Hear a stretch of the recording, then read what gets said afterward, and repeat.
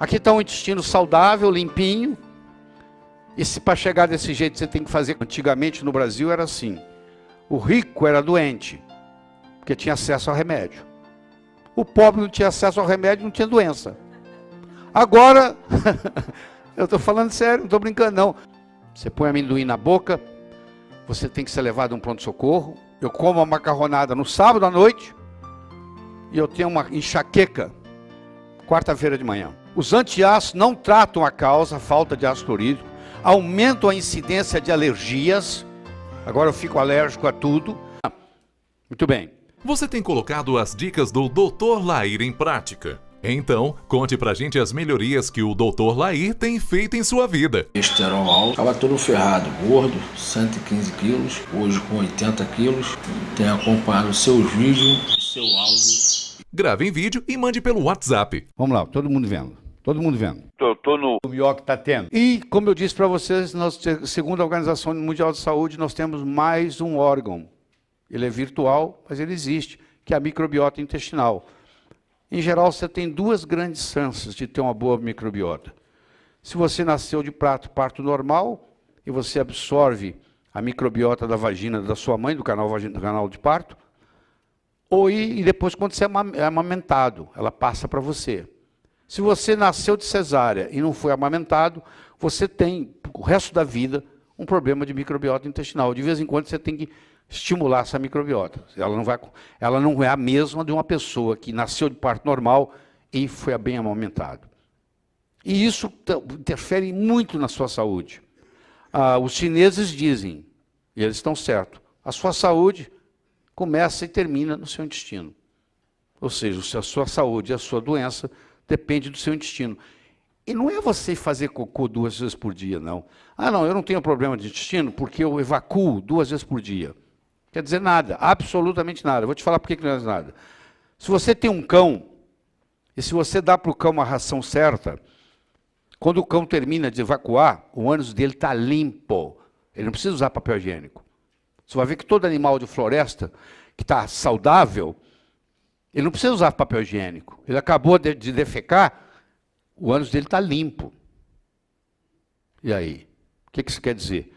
Quer dizer que na hora que você passa o papel higiênico, não pode sair nada. Se sair, você tem grau de desbiose. Quando você chegar num ponto onde sua microbiota intestinal é nota 10, na hora que você termina de evacuar, você passa o papel, não sai nada. Aí você pode, inclusive, vender suas fezes para fazer transplante de cocô.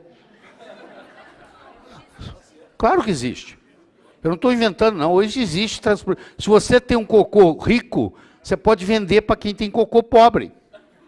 E eles fazem um transplante. Eles pegam e injetam no ânus da outra pessoa e isso salva a vida. Você está achando que eu estou brincando? Estou falando sério.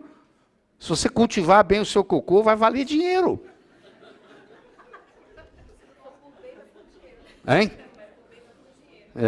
Às vezes, falar que é saúde não estimula. Falar que é dinheiro, vou estimular. Então, muitos casos de problema de doença tem a ver com a microbiota intestinal. Aqui está um intestino saudável, limpinho. E se para chegar desse jeito você tem que fazer colônex, tá? Você tem que ir lá, eles lavam o seu intestino por dentro.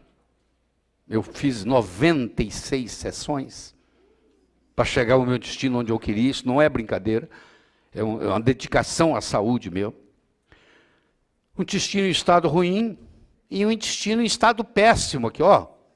Olha que coisa, isso é impressionante. Muita gente anda assim. Então nós vamos depois discutir em profundidade os prebióticos. Às vezes tem estudos na literatura mostrando que só dando o prebiótico a longo prazo você restabelece os probióticos também, porque pelo menos tem um ou outro lá que vai crescer. Tem os probióticos, que é Provida, que são as bactérias que são friendly, que são amigáveis. E você tem os produtos que são simbióticos, que é a combinação dos pré e dos probióticos. Que doenças podem surgir quando o ácido estomacal é muito baixo por muito tempo? Então, olha só, o ácido clorídrico contribui na ativação das enzimas digestivas. Pepsinógeno vira pepsina sob a ação do ácido clorídrico. Então, ele interfere na absorção, na digestão. Então, quando não tem isso, muitos minerais são perdidos e etc. Eu já falei para vocês que todo mundo com mais de 40 anos tem gastrite atrófica. O paciente que está tomando medicação antiácida, que é uma pena, porque o SUS dá. Então, o pobre, antigamente no Brasil era assim. O rico era doente, porque tinha acesso ao remédio. O pobre não tinha acesso ao remédio, não tinha doença. Agora, eu estou falando sério, não estou brincando não. Agora o SUS dá. Então eu quero a estatina porque é de graça. Eu quero o omeprazol porque é de graça. Está todo mundo tomando estatina, todo mundo tomando omeprazol e todo mundo doente. Vocês entenderam? Estou com medo de graça. Pessoa de graça, eles acham que é bem igual. Não, eu tenho que tomar, é de graça, pô. E eles levam esses venenos para casa e não tem nenhuma indicação. 99,999% dos pacientes tomando medicação antiácida deveriam estar tomando ácido clorídrico, o contrário. Esse aqui é o problema. A grande maioria dos indivíduos com incompatibilidade alimentar não são capazes de produzir adequadamente ácido macrolídrico por deficiência de iodo, com formação de bolhas de causas, causando GERD, que é o refluxo esofágico. Tá? Forma bolhas e forma o refluxo esofágico. Deixa eu falar um pouquinho de incompatibilidade alimentar. Incompatibilidade alimentar é uma palavra que eu inventei. Eu vou te falar porque eu tive que inventar isso. Porque o médico não sabe distinguir alergia alimentar de intolerância alimentar, de hipersensibilidade alimentar. Hipersensibilidade alimentar. São três patologias totalmente diferentes. Tem nada a ver uma com a outra. Tem paciente seu que tem alergia alimentar, tem paciente seu que tem intolerância alimentar, e tem paciente seu que tem hipersensibilidade alimentar. E você chama isso tudo de alergia alimentar. Então eu criei essa palavra, incompatibilidade. Não, a palavra já existe. Eu criei esse conceito para virar mais didático.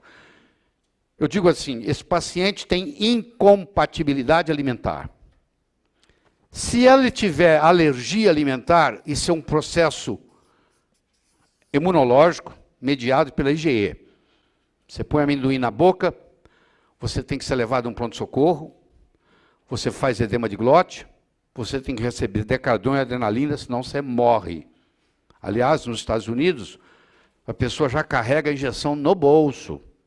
Pessoas que têm alergia alimentar grave nos Estados Unidos, elas recebem uma injeção pronta. Ela carrega no bolso, ela só puxa a tampinha, a seringa está pronta, é ensinado a ela a fazer em cima da roupa. Aqui, ó. Tum! Faz aqui. Ela mesma. Ao invés de não precisa ir para pronto-socorro, ela mesmo trata na hora. Ela anda com isso no bolso, tira a tampinha, faz assim. E ela mesma aplica. Isso é alergia alimentar. Intolerância alimentar não é nada imunológico, é enzimático. Eu tenho intolerância à lactose. Significa que eu não tenho lactase suficiente para quebrar a lactose em glicose e galactose. Então isso é uma intolerância alimentar. Tem nada a ver com imunologia. E a hipersensibilidade alimentar, que pode ser por IgG, IgM, IgA, imunoglobulina G, imunoglobulina M, imunoglobulina A, onde, por exemplo, eu como uma macarronada no sábado à noite e eu tenho uma enxaqueca quarta-feira de manhã. E nunca eu associei a macarronada que eu comi no sábado à noite com a enxaqueca que eu tenho na quarta-feira de manhã. O efeito é retardado e é específico. E a principal hipersensibilidade, como vocês vão ver depois nas aulas, é o glúten. Se eu não tirar o glúten, não cura. Não adianta ficar dando remédio. Eu tenho que tirar o agente agressor.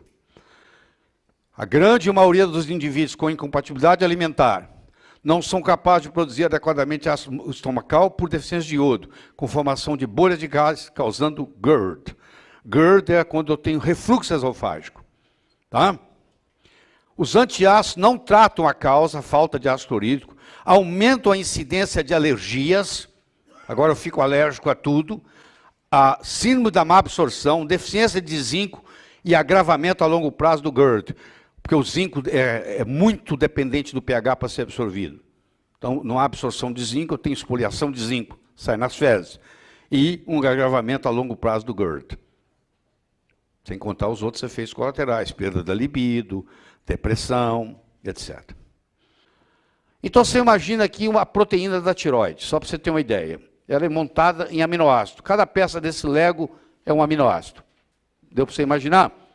Muito bem. Então, agora você imagina aqui, eu vou cortar aqui, isso aqui é da tireoide, ó. Agora eu vou pegar essa parte aqui, ó, que é a parte de baixo, vou cortar, e isso aqui é uma proteína mal digerida por falta de ácido clorídrico e absorvida em vista de uma hiperpermeabilidade intestinal. Uma vez na corrente sanguínea, ela vai funcionar como antígeno, gerando um anticorpo contra essa proteína, que é a mesma que você tem na tireoide. Aí o que acontece? Esse anticorpo agora, geralmente é um IgG, é uma imunoglobulina do grupo G, pode ser IgM, pode ser IgA, mas geralmente é IgG, e ele vai lá e ataca isso aqui, como se fosse um corpo estranho, porque agora existe um anticorpo contra essa proteína que vai lá e ataca a tireoide. Ou se pode atacar o rim, pode atacar a suprarrenal, depende do tipo de proteína que você comeu, e que passou no tight junction, se passou na junção estreita. Estão me acompanhando? Tá. Isso chama-se mimetismo molecular ou homologia estrutural. Então, quem quer conversar com outro mais sofisticado, fala, ó, temos um caso de mimetismo molecular. Por quê? Uma mimetiza a outra. Tá certo? Então, aqui, eu vou atacar essa proteína que eu acabei de comer, por azar meu, eu vou atacar a tireoide, e eu vou criar uma tireoidite Hashimoto. No caso da tireoidite Hashimoto, você vai saber que existe, porque você vai fazer o chamado anti-TPO no sangue. O anti-TPO no sangue tem que estar menos de 35. Se ele tiver mais de 35, ele é chamado positivo. Um paciente seu pode ter um anti-TPO de 70 e não ter ainda tireoidite Hashimoto. Mas se deixar do jeito que está, vai ter. Porque o anticorpo vem muito antes da doença per se. Aí você vai, por exemplo, pega um paciente com um anti-TPO de 70, 80, 200, 300 e dá selênio, você vai ver que na próxima visita já está mais baixo. Você tem que fazer o selênio quelado, 100 microgramas 2 vezes por dia. Tá? O anticorpo IgG irá atacar a proteína localizada na tireoide, causando tireoidite Hashimoto. Ou seja, muitos dos casos que você tem de tireoidite Hashimoto começaram no intestino. Para curar a tireoidite Hashimoto, eu tenho que tratar do intestino. Não adianta eu ficar tratando só da tireoide, porque aí eu não elimino a causa. Outros casos que você tem de tireoidite Hashimoto são iatrogênicos. O paciente está tomando T4 há muito tempo, e o T4 não está virando T3, e o T4 está virando T3 reverso.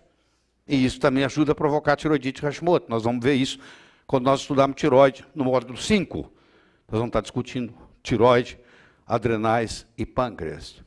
A produção de ácido estomacal, já expliquei isso para vocês, requer iodo, zinco e vitamina B1. Então, olha só, um paciente com tireoidite Hashimoto vai se beneficiar de eu dar iodo, zinco e vitamina B1. Só que se o anti-TPO estiver elevado, eu tenho que dar selênio junto. Eu só posso dar iodo na tireoidite Hashimoto se eu der selênio junto com iodo. Então eu vou dar selênio, vou dar iodo, vou dar zinco, vou dar vitamina B1 e vou reparar, consertar, repor, reinocular. Eu vou fazer os chamados 6 R's do intestino. Antigamente era 4, depois 5, agora são 6 R's. Que nós vamos ver também no futuro. A nota que você dá de 1 a 10. Eu espero que você ajude a divulgar isso aí.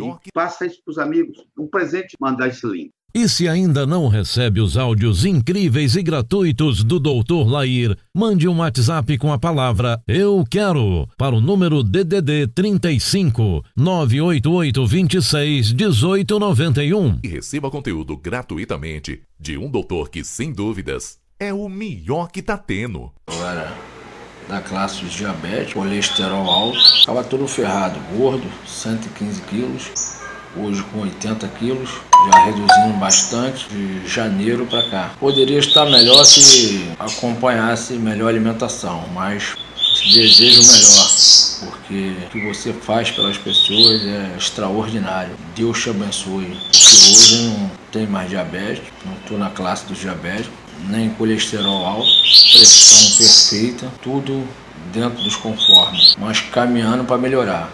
Tenho acompanhado os seus vídeos e seu áudio e mais uma vez muito obrigado.